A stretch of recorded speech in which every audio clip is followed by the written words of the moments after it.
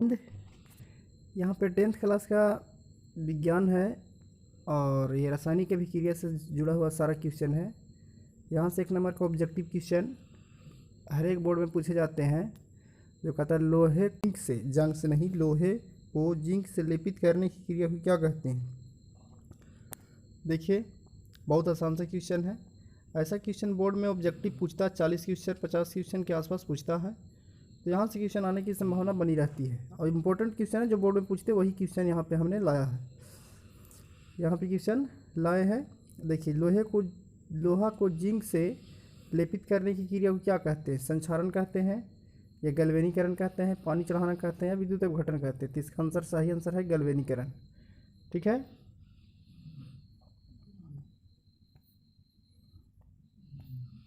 अच्छा चलिए आगे क्वेश्चन में चलते हैं। पेन का हमने कलर चेंज कर लिया। अगला क्वेश्चन है, सिल्वर क्लोराइड का रंग कैसा होता है। सिल्वर क्लोराइड का रंग कैसा होता है। तो सिल्वर क्लोराइड होता कैसा है भाई, AgCl। AgCl इसका रंग श्वेत होता है। AgCl का रंग कैसा होता है, श्वेत होता है। तो इसका ऑप्शन सही है ए।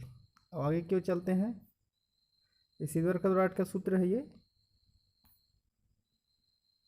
अब तीसरा क्वेश्चन कहता है जस्ता तथा तनु हाइड्रोक्लोरिक अम्ल अभिक्रिया के फलस्वरूप निम्न में से कौन सा गैस बनाता है। जस्ता और तनु हाइड्रोक्लोरिक अम्ल की अभिक्रिया के कौन सा गैस बनाता है। कार्बन डाइऑक्साइड बनाता है, नाइट्रोजन बनाता है, हाइड्रोजन बनाता है, SO2 बनाता है। सही आंसर इसका है हाइड्रोजन गैस बनाता है। जस्ता को HCl डालने के बाद हाइड्रोजन गैस बनाता है। जस्ता Zn, देखिए पहले यहाँ पर समझा देते हैं हम। Zn पर तनु हाइड्रोक्लोरिक अम्ल HCl डालेंगे, 2 मोलिक्यूल्स ऑफ HCl। देखिए क्या होगा से Zn Cl2 प्लस H2 ये बना। तो कौन सी गैस बन रही है, हाइड्रोजन गैस। यहाँ पे अभिक्रिया के साथ हमने समझा देना। तीसरा क्वेश्चन ये रहा। चलिए आगे की ओर चलते हैं। आगे क्या कहता है हमारा क्वेश्चन,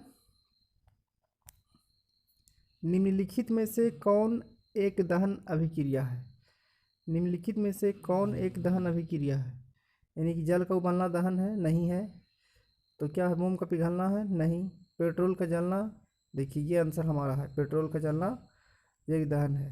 पेट्रोल का जलना एक दहन अभिक्रिया है। आगे चलते हैं। चौथा क्वेश्चन, साग सब्जियों को विघटित होकर कंपोस्ट बनना किस प्रकार का अभिक्रिया है।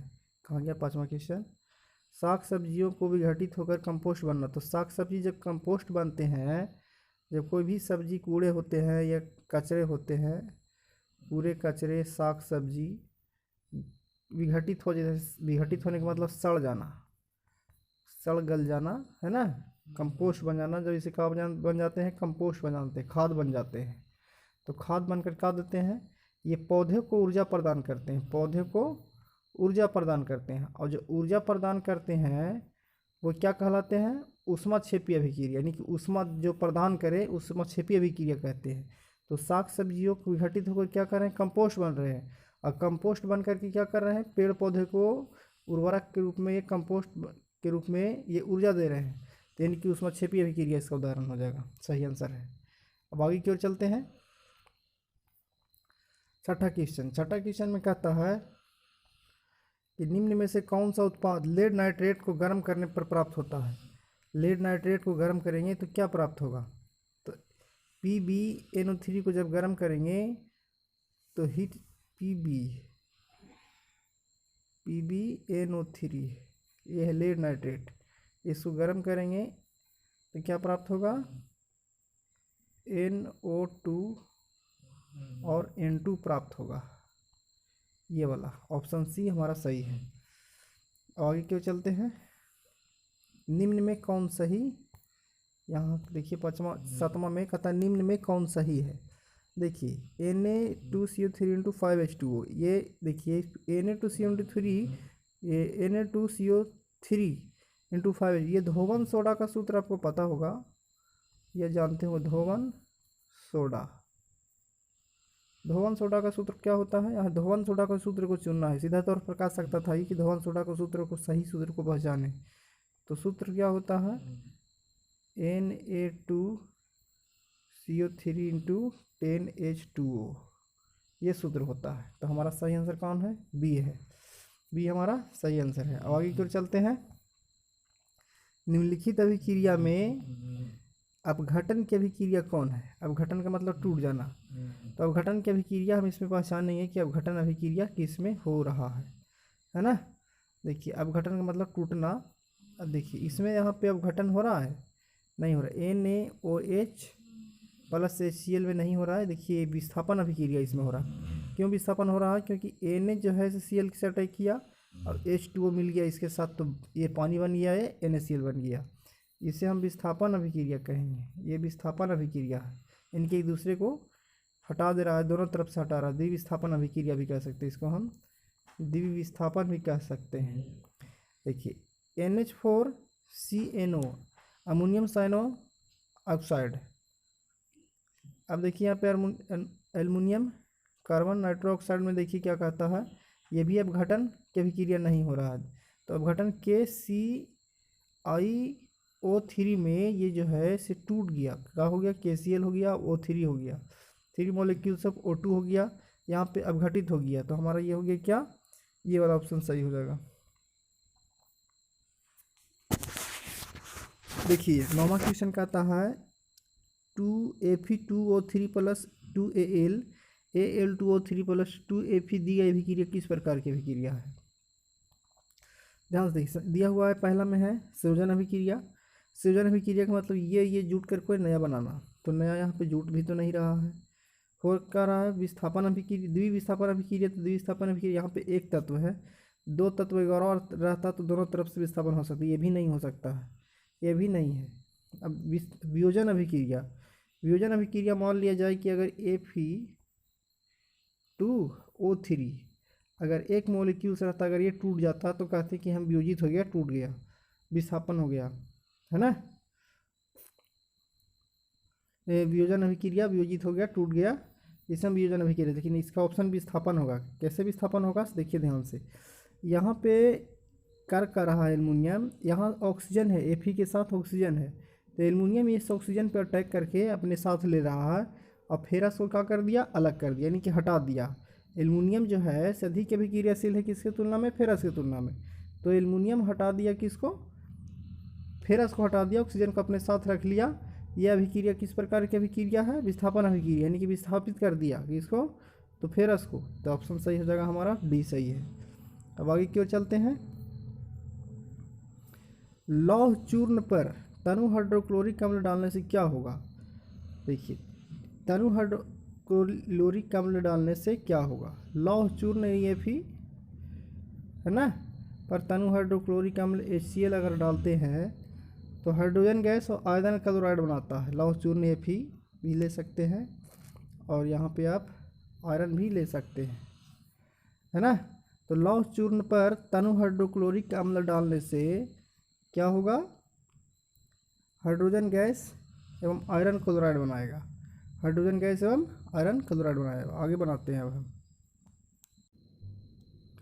देखिए 11वां क्वेश्चन क्या कहता है कि श्वसन किस प्रकार की अभिक्रिया है। श्वसन किस प्रकार की अभिक्रिया है, तो आइए इसे हम समझते हैं।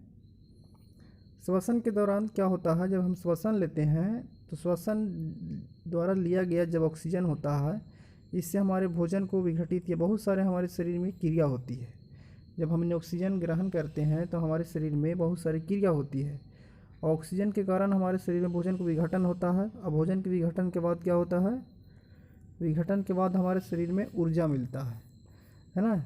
जब हम ऑक्सीजन श्वसन करते हैं ये, तो हमारे शरीर में किसका विघटन होता है, भोजन का विघटन होता है। और भोजन विघटित होकर हमारे शरीर को ऊर्जा देता है ना।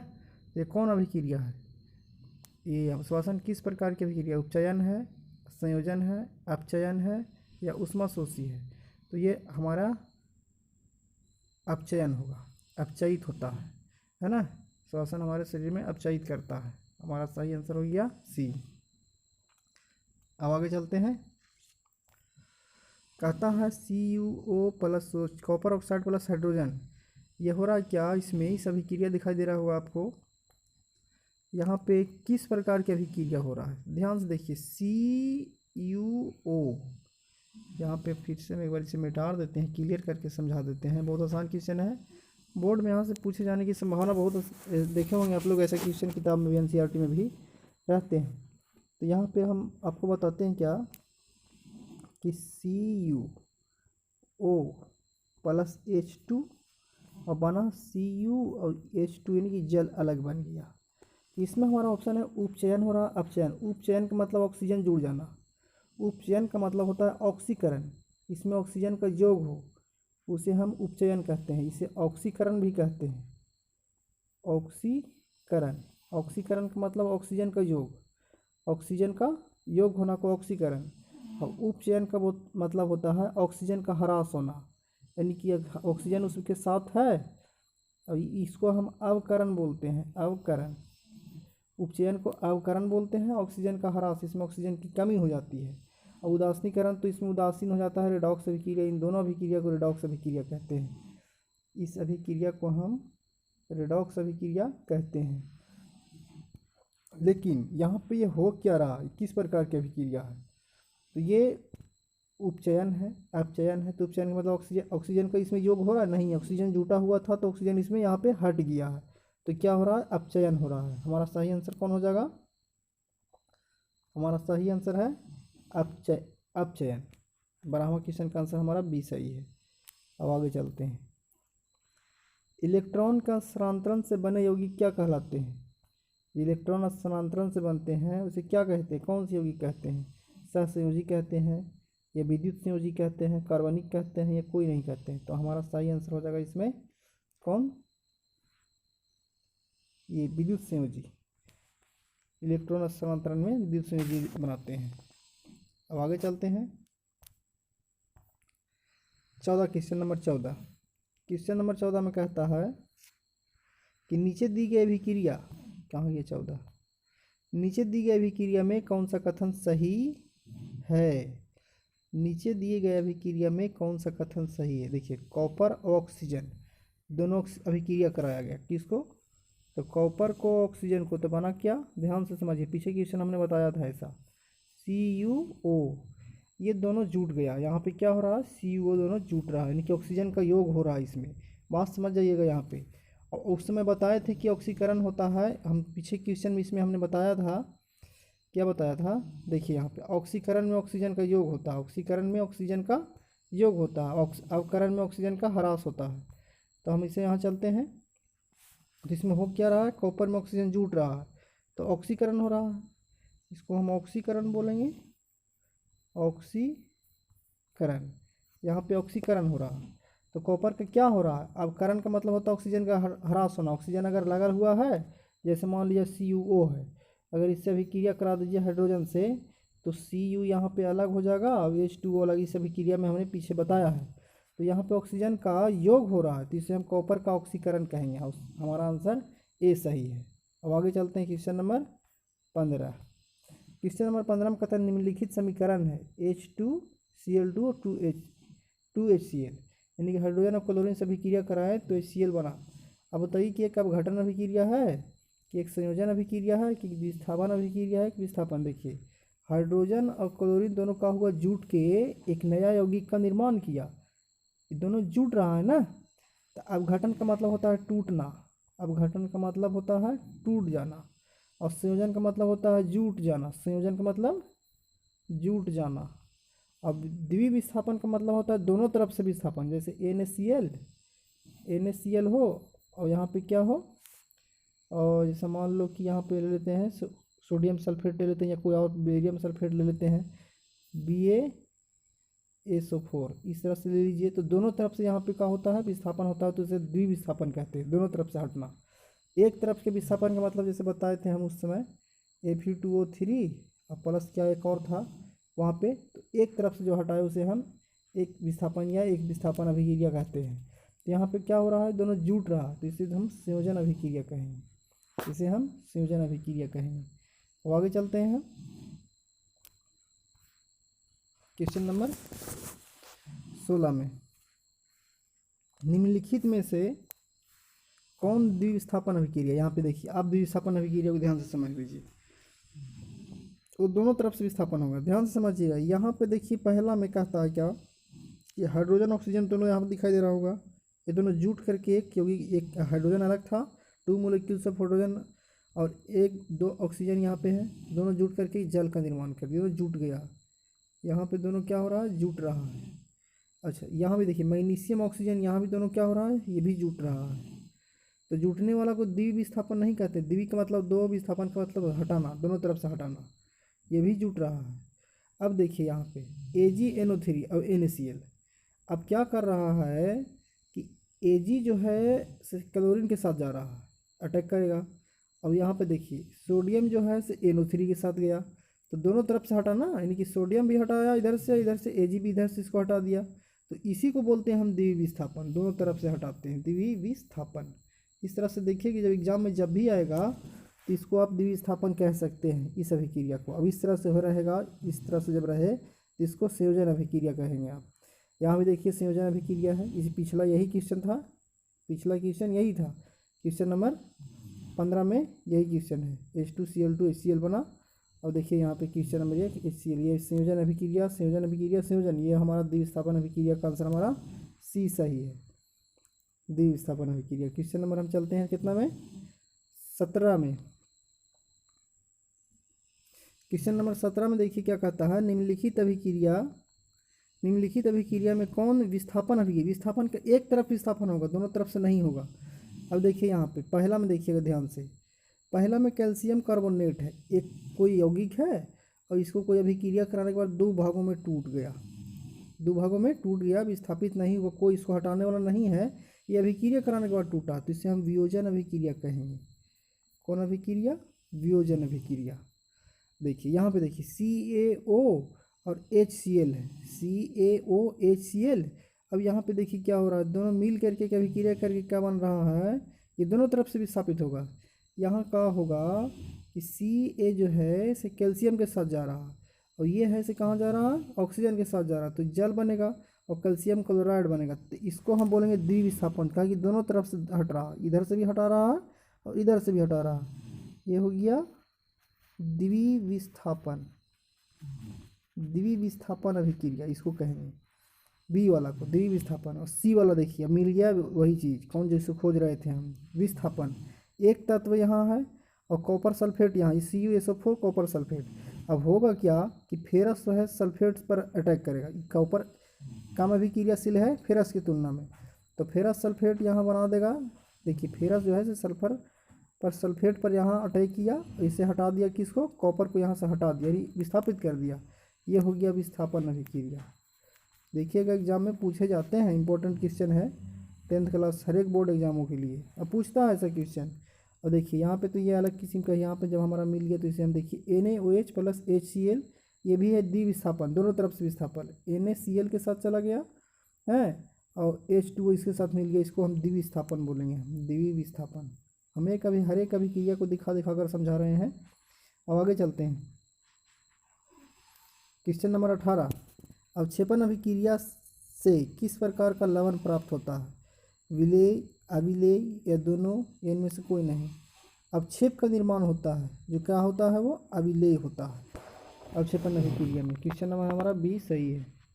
अब आगे चलते हैं 19, निम्नलिखित में से कौन एक अपघटन अभिक्रिया को, देखिए अपघटन अभिक्रिया का उदाहरण नहीं है।